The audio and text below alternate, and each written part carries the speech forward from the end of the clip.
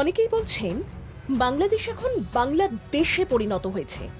ধর্মান্ধদের হাতের পুতুল হয়ে উঠেছে শেখ ইউনূস। সংখ্যালঘুদের ওপর অত্যাচার ভয়াবহ আকার নিচ্ছে বাংলাদেশে। অস্থিরতার চরম জায়গায় চলে গেছে প্রতিবেশী দেশ। হাসিনাকে ক্ষমতাচ্যুত করার পর ভারত বিরোধী শক্তি ভারতের জাতীয় পতাকারও মর্যাদা রাখছে না। কয়েকদিন আগে দেখা যায় ভারতীয় জাতীয় পতাকা মারিয়ে যাচ্ছেন কিছু মানুষ। এমনকি তিরঙ্গা পতাকা মাটিতে ফেলে রেখে ভারত বিরোধী জিগির জারি রাখা হয়। তিরঙ্গা পতাকা অবমাননার ঘটনায় স্তম্ভিত ও হতবাক এপার বাংলার মানুষ।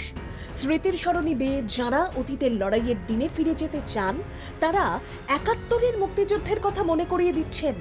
যেভাবে তৎকালীন ইন্দিরা গান্ধীর সরকার পাক খান সেনাদের হাত থেকে বাংলাদেশের মানুষকে রক্ষা করেন, নারীদের সম্ভ্রমহানি বাঁচাতে ঝাঁপান ভারতীয় সেনারা। প্রতিবেশী দেশের বর্তমান অবস্থা কিছুতেই মেনে নিতে পারছেন না এপার বাংলার সেই সব সেনানীরা। বাঙালি জাতিসত্তার সম্মান রক্ষায় যুক্ত হয়েছিলেন কালনার সমরেন্দ্র কুমার মণ্ডল। মুক্তিযুদ্ধে অংশ নেন তিনি, তার জন্য গর্বিত তিনি। কিন্তু বর্তমানে ইউনূস সরকারের আমলে আইন শৃঙ্খলার অবনতি ও ভারত বিরোধী সেন্টিমেন্ট উস্কে দেওয়ার ঘটনা দেখে ভাবছেন, এত বড় আত্মবিস্মৃতি জাতি কি করে হয়ে উঠতে পারে বাংলাদেশের মানুষ? এভাবে কি প্রতিদান দেওয়া উচিত বাংলাদেশের বর্তমান প্রশাসকদের? বড় ভয়ানক লড়াই ছিল দেশকে স্বাধীন করানোর জন্য, আর সেখানে সবচেয়ে বড় অ্যাক্টিভ রোল ছিল ইন্ডিয়া। আর সেই ইন্ডিয়া ফ্ল্যাগ আজকে অবমাননা করছে এরা, যে মানে যে দেশ, যে কান্ট্রিকে আমরা সোলজাররা জান দিয়ে, তার জীবন দিয়ে এত বড় দেশটাকে স্বাধীন করতে সাহায্য করেছে, আর সেই দেশ আজকে আমাদের সাহায্যের কথা ভুলে গেল। আমাদের এত জোয়ান যে তাদের জন্য জান দিয়ে দিল, এই যে কথাগুলোকে, এই কৃতজ্ঞতা স্বীকার নেই তাদের। সেই জায়গায় উল্টো এত বড় জঘন্য থেকে জঘন্যতম কাজ করছে তারা।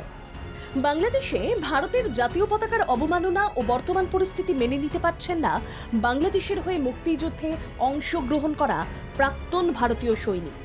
বয়সের ভারে বার্ধক্য চেপে ধরলেও ক্ষোভে ফুঁসছেন তিনি। প্রশ্ন তুলেছেন, মোহাম্মদ ইউনূস কি করছেন?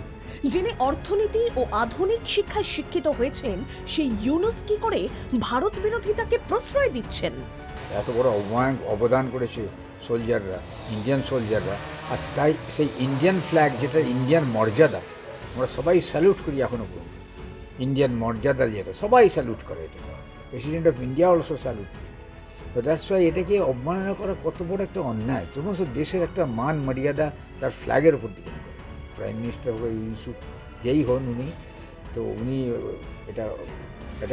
এটাকে যদি আপনি কোনো অ্যাকশান না নেন, এটাকে অ্যাকচুয়ালি উনি বাড়াবা দিচ্ছেন। অর্থাৎ এটা হোক, এই ধরনের একটা ভাবনা তার মধ্যে হয়তো আছে, জানি না। ৭১-এর ইন্দিরা গান্ধীর নির্দেশে বাংলাদেশের মুক্তিযুদ্ধে ভারতীয় সৈনিক হিসেবে মিশন ক্যাপ্টেন লিলিতে অংশগ্রহণ করেন তিনি। তাই দেশ হিংসার আবর্ত থেকে বাংলাদেশ কবে বেরিয়ে এসে ভারতের দিকে সখ্য সম্পর্কের হাত বাড়িয়ে দেয়, তার দিকে তাকিয়ে এপার বাংলার সেনা থেকে সাধারণ মানুষ।